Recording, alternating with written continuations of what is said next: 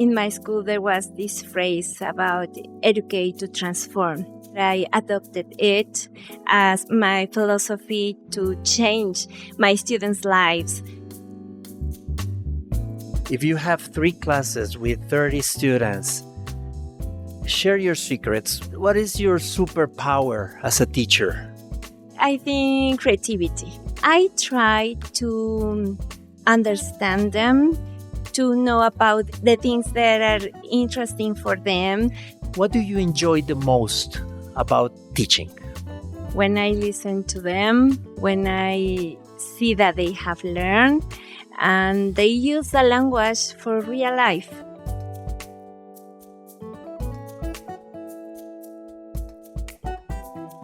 Hello and welcome to our podcast, Grow. And we are really excited because today is a special day. We are here at Colegio La Salle in Mexico, and we have a special guest, and it's teacher Lilian Velázquez. How are you? And thanks for being here, teacher. Hello, thank you. I'm very excited, and it is a pleasure to be here with you today. So we're going to talk about teaching. Are you ready? Of course.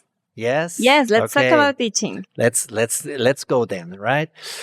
Let's start from the very beginning. Tell me about your first day as a teacher. Well, my first day as a teacher, it could be kind of complicated because, let's say, it was in a language school. Okay.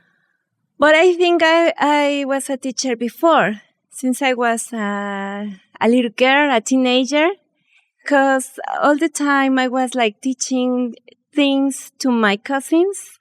Everything I knew, something new I had, I wanted to share with them. So instead of being playing with my dolls, as also other teachers started, I started with my cousins. Were they younger than you or Yes, the same age? About, I don't know, 4 years older than them. Okay. So. But then you say that you started formally at a language school. Tell us about that experience. How did you become a teacher there? I wanted to learn a new language, so that's why I learned how to speak English. And then they gave me the opportunity to give classes there when I finished my course. Oh, so you took your courses. Yeah.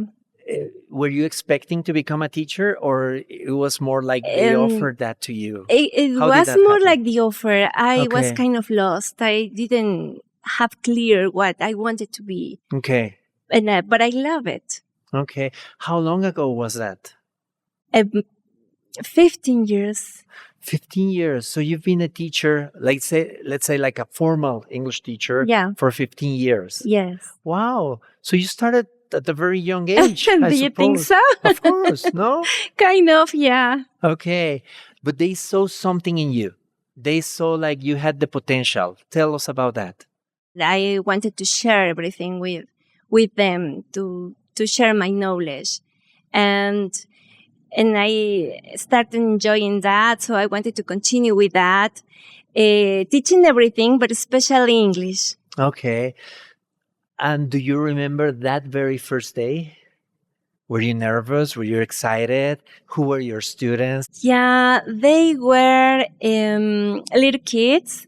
And yeah, I was nervous, but they were really cute and sweet. So, and besides, it was a small group. Okay. So, and the materials, I remember, it was Cambridge.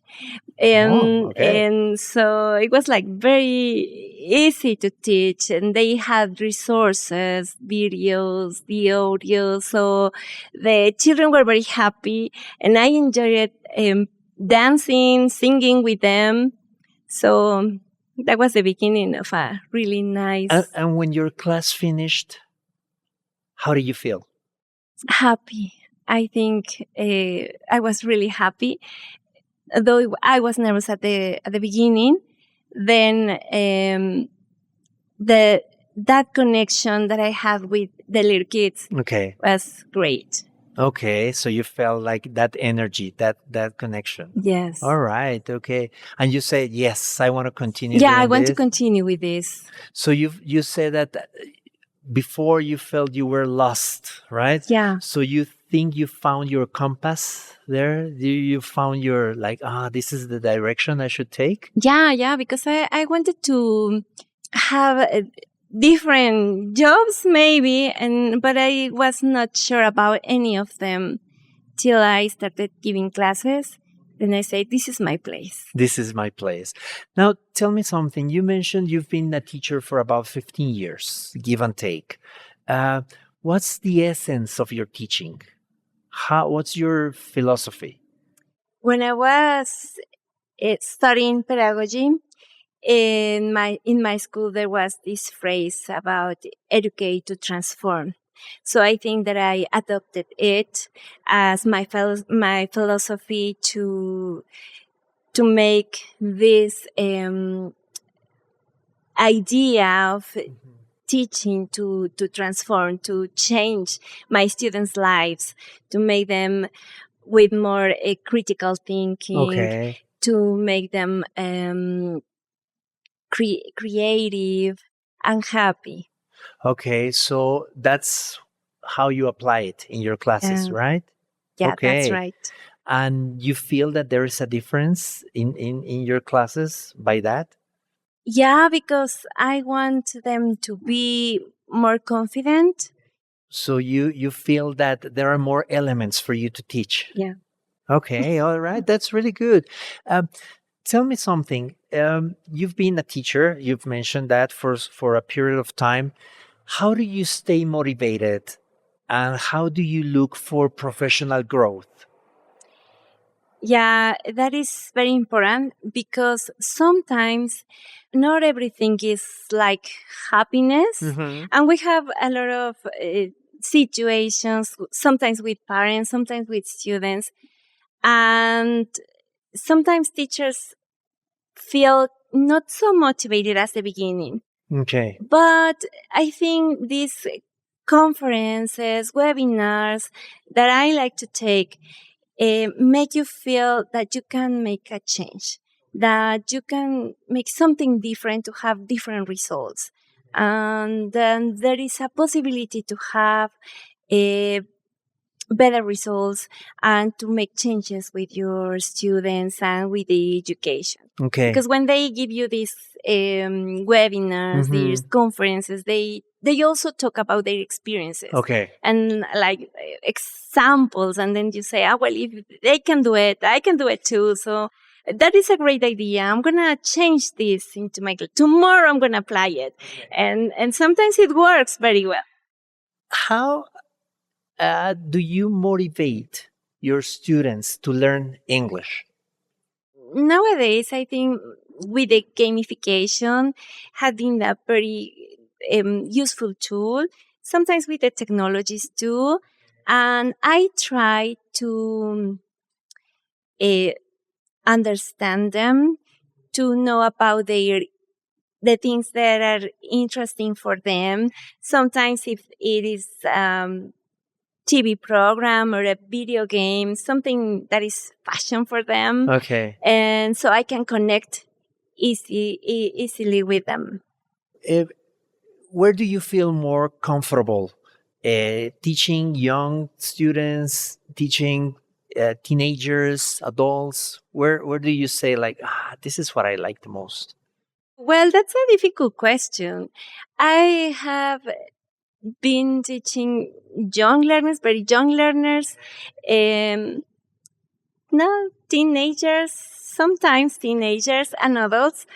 But maybe it was because when I started giving classes to the very young learners, my kids were the same age. Okay. So I knew what the interest for them, and so the cartoons or the songs they enjoyed, and so it was easy to connect. So you could relate. Yeah, right? Definitely. And then it was kind of funny because then I started giving classes to some older students. Okay. And my kids were older too. So the same video games and TV programs that were like the ones my students used to play and used to watch too. So I could speak their language. Okay, all right. That's really interesting.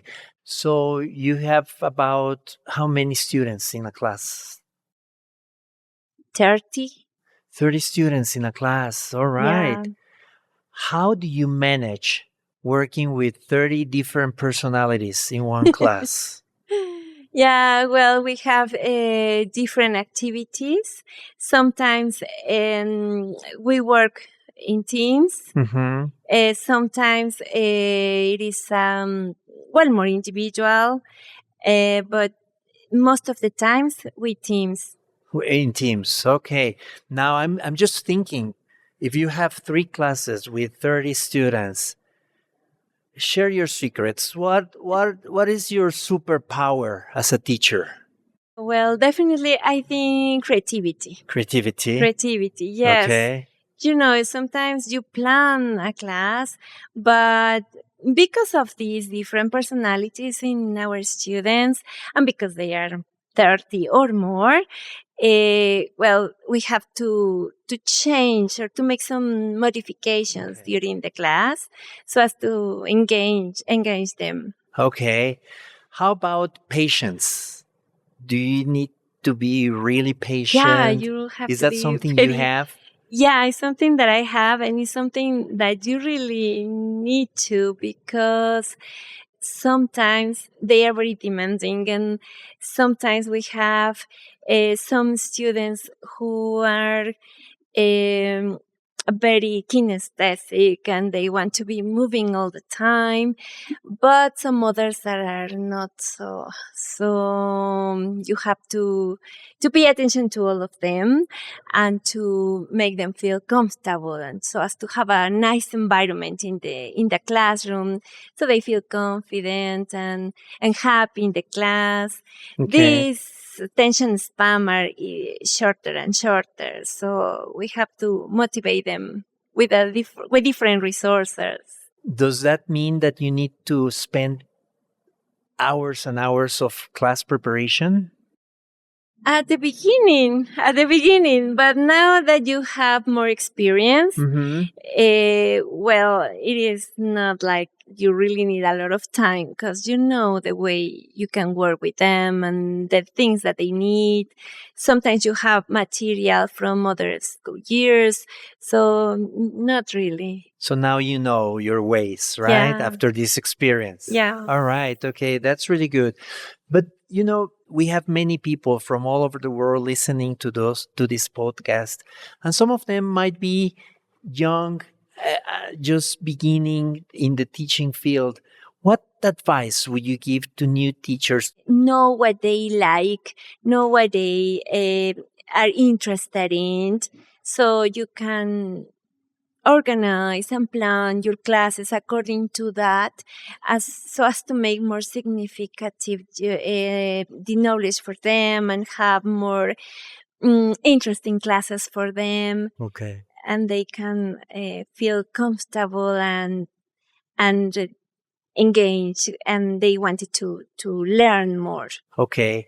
And do you struggle with some of your students at times when they don't feel like they are kind of like tired, and how do you manage that in class when they don't feel like working at your pace?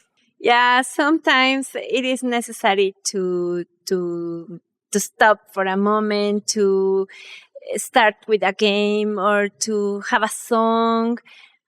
Sometimes with this music they like, that is like everybody's listening in that moment, and then we continue. What is one thing you hope your students take away from your class?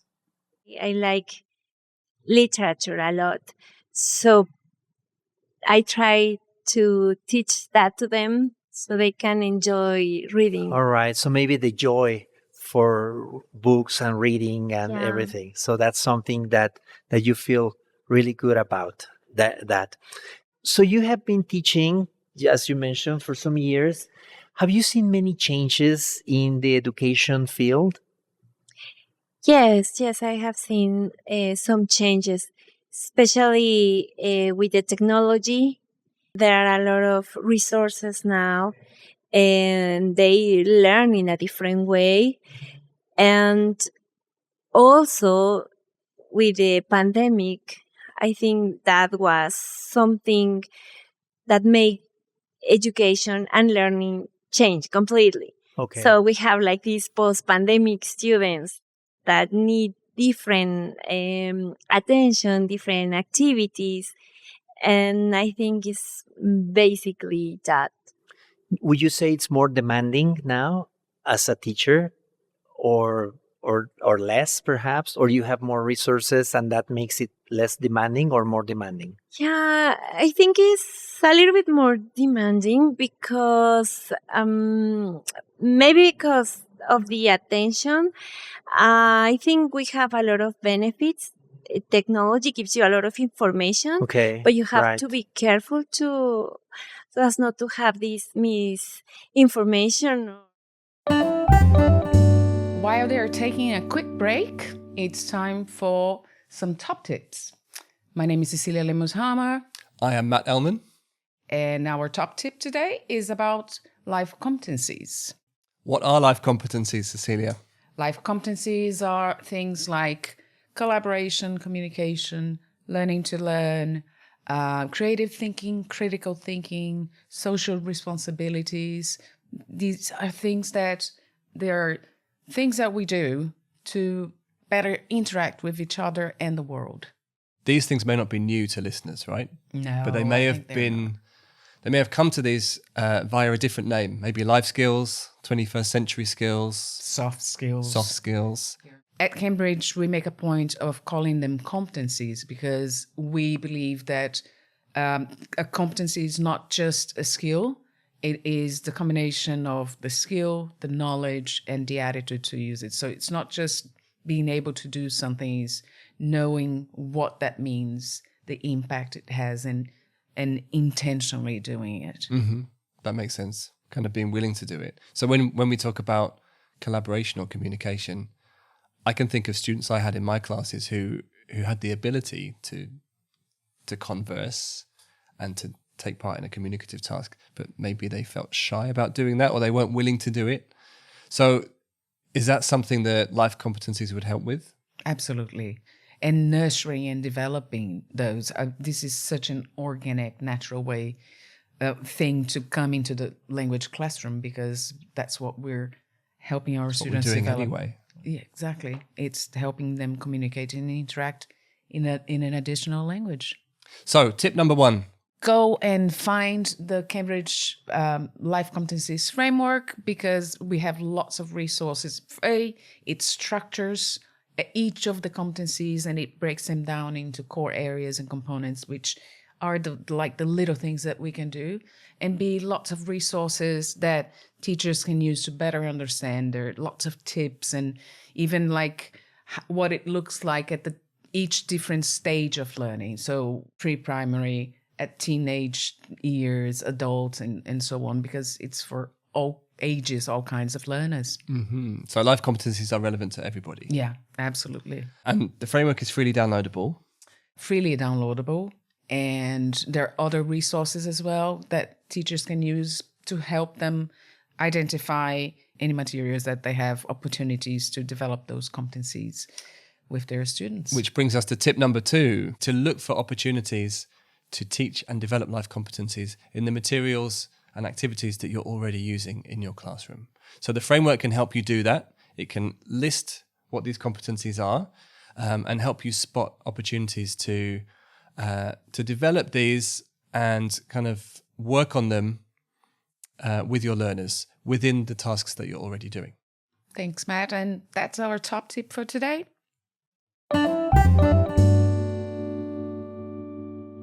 Teaching some hours to many students in different classes, you must be tired at the end of the day.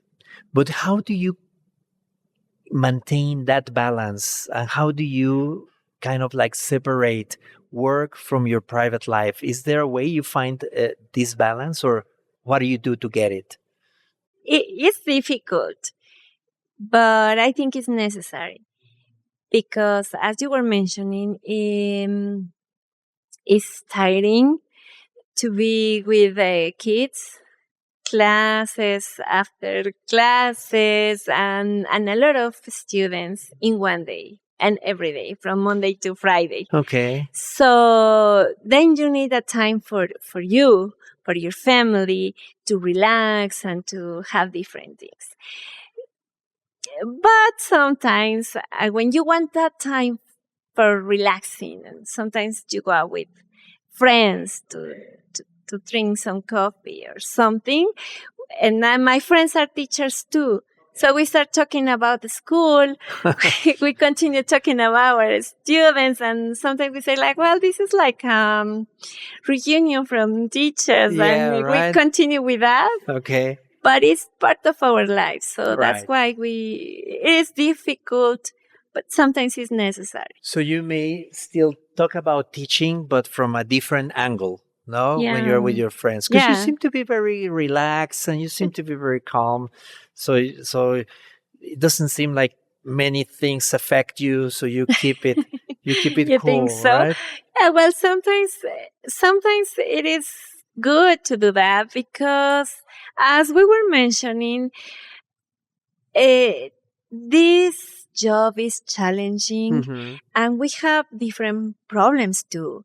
So if we don't take it like that, we will be like sad or depressed. Yes. Or so sometimes we laugh about our problems too. So we make jokes about it. And Yeah. it is a way to talk about our problems in a different perspective. So you take it on the light side, right? So it's not like too complex or Yeah, too no. difficult, too tough. You're right. But I'm sure it's also, as you mentioned, it's challenging, but it's also rewarding, isn't it? Of course. And these rewards come at times when you have that feeling, no? Like when you know that you have accomplished something with your students. It's like this feeling of satisfaction or being proud of yourself. Is there any experience about that feeling that you would like to share? Yeah, I think that teachers have a lot of those Feelings. feelings, of course. Not a long time ago, like 2 years ago, let's say, I had an offer to work in a different thing, not as a teacher.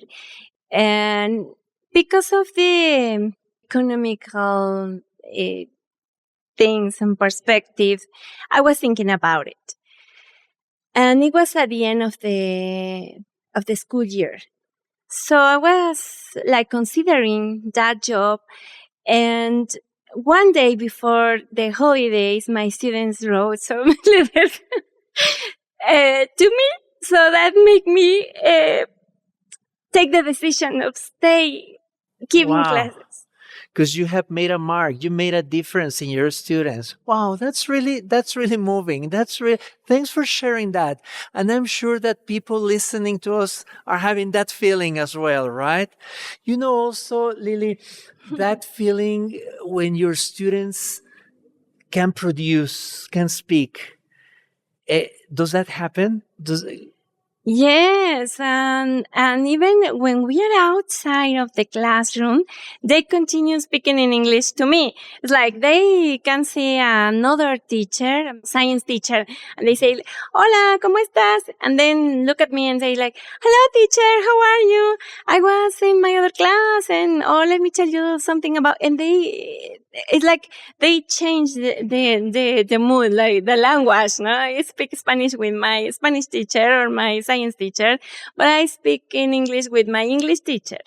And Right. it is really, you feel that satisfaction when you see them. Or sometimes they share their experiences about trips. Okay. No, after the holidays, they say like, you know what, teacher, I went to USA, and I could communicate some things with people. So, or I order my burger or different things. So it's nice to hear about those experiences. Great, Lili. So those are the moments in which you look at yourself in the mirror and say, yes, right? Yeah, I did it. We did it. They did Yes, it. all right. Yes. Okay, good.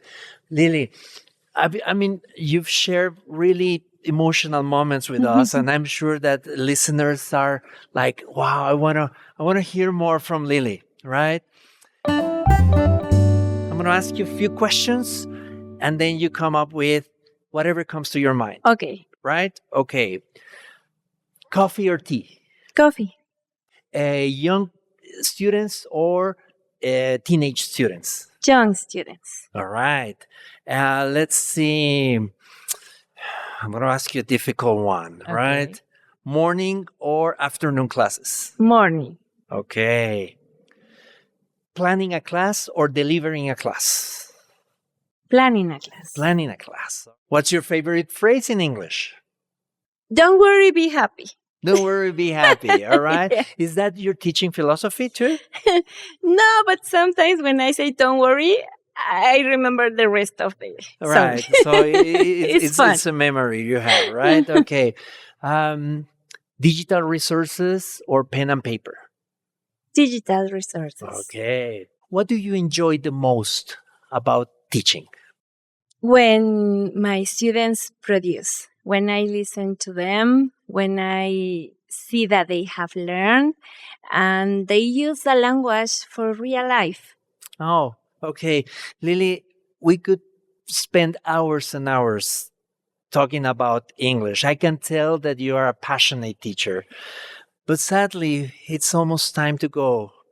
However, is there anything that you would like to share with teachers about teaching? What would be that message you would give to teachers? Sometimes, as we mentioned, teaching is difficult, but at the end, when you see what your students have learned and these moments where you connect with them and then you feel that they enjoy learning, and sometimes they don't even know that they are learning something, gives you these moments of for a teacher to feel satisfied. All right. Okay. Now, just one final question. What makes a great teacher? To make something to really understand their students and their needs and to continue growing. Okay. So in benefit of their students. All right. Okay. Well, thank you so much. It's been great talking to you. And I'm sure that people who would be listening to this will find this really inspirational. Thanks for your time. Thank you so thanks for much. sharing. Thank you.